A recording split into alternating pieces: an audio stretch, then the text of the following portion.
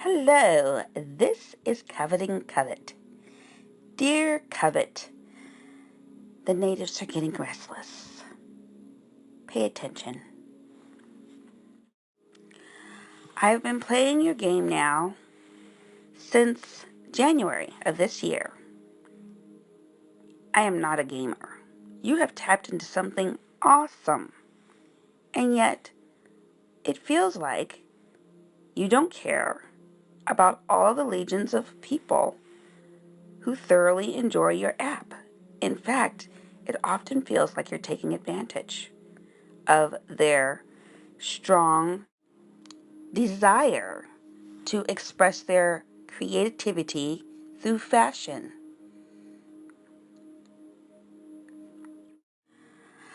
I am sure it is no mistake that your most expensive challenges are out of season challenges that you will no longer get points for if you go ahead and make these purchases. You cannot wear these items again.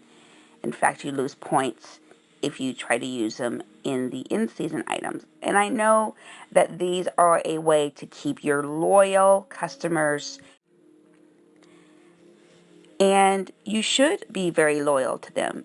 And you have shown your loyalty with the gorgeous hairstyles that constantly are displayed across our phone screens and iPads and books and such in the leaderboards, especially top look. It is almost impossible to get top look. You have to be in season and maxed out on bonus points. That means in season bonus points 0.30. Newly unworn items, which you can pile up with borrowing and purchasing, and prizes that have not been worn at a 0.50. Top look is 5.8. But you know that in addition to that, it's all about the hair. Hair that your brand new customers don't have access to. So they're encouraged to level up, to move up and get the new makeup and hair. And I get it. That's how games work. But do you have to roll them? I'm at level 17. And that has not been easy to get to without pulling out my debit card or purchasing a Google Play card every other week. So it adds up. And the means doesn't justify the end most of the time. I understand top look for those who've been doing it for a while. And I think some of the frustrations are that you know that your app is very addicting and brings out the creativity, or let a lot of women across the globe create quietly and imagine, but you don't reward them for being your customers. Period. Even the smaller prizes don't come close to what it costs to enter.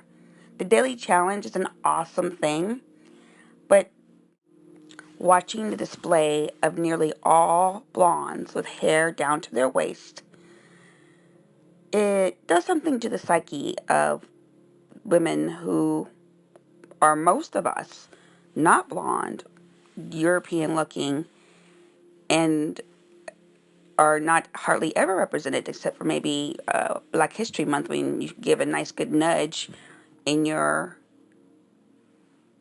competitions, but more is needed. I understand you leave it to the voting community. Plainly, you know how to give the nudge. I say do it more often. Say that this style requires a haircut.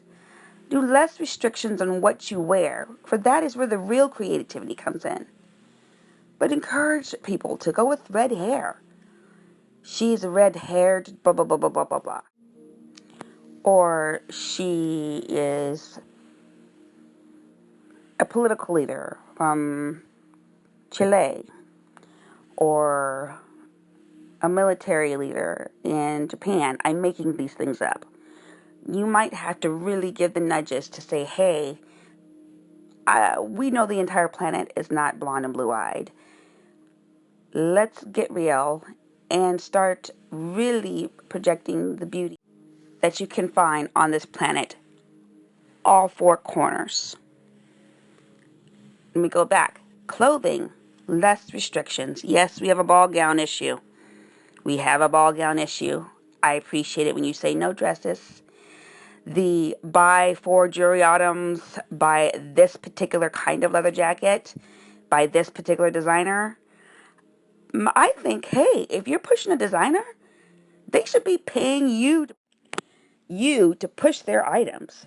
And it should not cost a small fortune for your loyal customers to do the challenges. And, you know, I've looked into purchasing the real clothing from you guys because that seems to make most sense. I would feel like, it's worth it because I get free diamonds because I paid purchases. Could you please add a size 14? Thank you. End of rant.